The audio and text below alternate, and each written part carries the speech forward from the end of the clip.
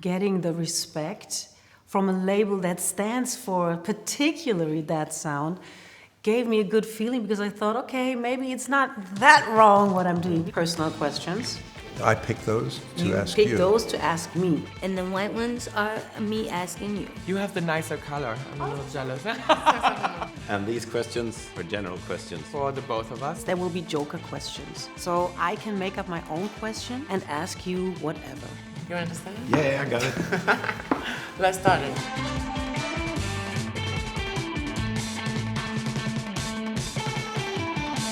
Let's go. All right, boom, boom. Yes, boom, boom. How did it feel to work with successful men and iconic producers when you were 17 years old? 17! Yes. Wow. I mean, honestly, working with the different producers and being surrounded by, yes, mainly men was at first intimidating because I was so young and, you know, being the only girl Yeah. and, you know, a lot of times being the only black woman, like it was Yes. very, very interesting. But then once along the way, you start to just own who you are and understand that that's why I'm in the room, Yeah. because I am different. But what did you do to get into the room with 17?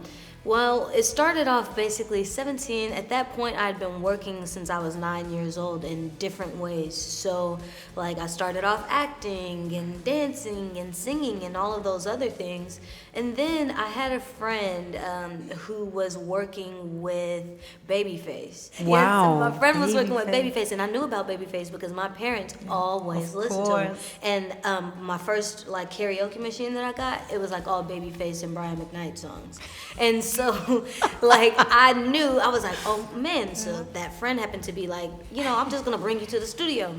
And Wow. and this was at the time I was like juggling college and all those other things, and I just was like, okay, let's show up and see and really learn the craft of songwriting, obviously from one of the greatest songwriters of all time.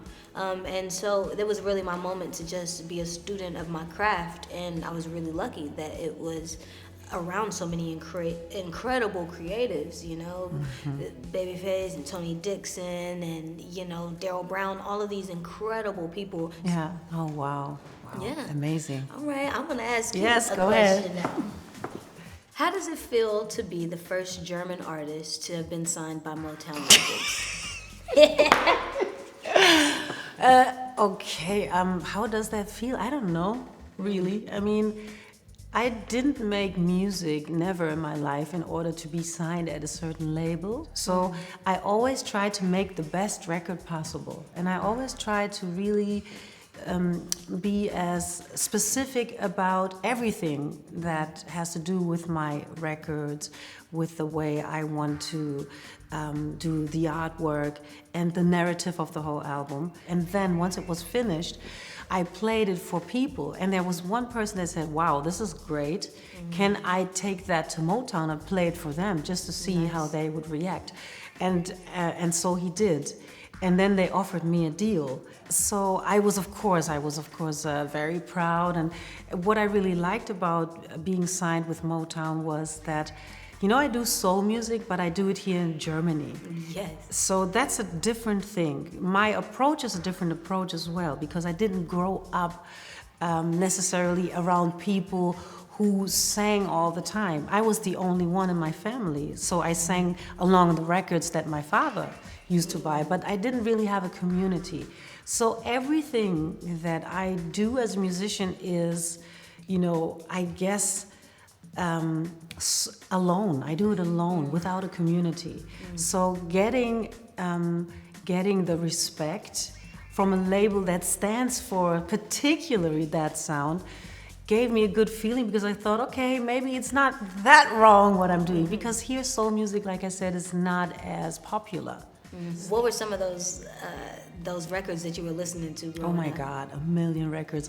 Okay, of course, Stevie Wonder, Aretha Franklin, Chaka Khan, Michael Jackson, Quincy Jones, all kinds of productions that he did.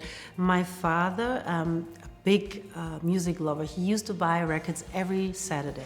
It was like a ritual. He went to the music store and bought records, and then he would bring them home and play them. And I used to sit all the time with the record collection and would just play records. And I would choose the records, because I couldn't read by then, by the artwork. And that's why I think the artwork matters so much. And so I chose, let's say, Off the Wall, right? Off the Wall, you know, the only With the reason, bricks. the bricks, the socks. With the Come socks. on, the socks. And I was so young, I was like, why does he have lights in his socks? Yeah, Who is this? Wow, thank you so much for letting me get to Yeah, just know of you a little bit course. more today. Thank you, This is and thank you awesome. so much.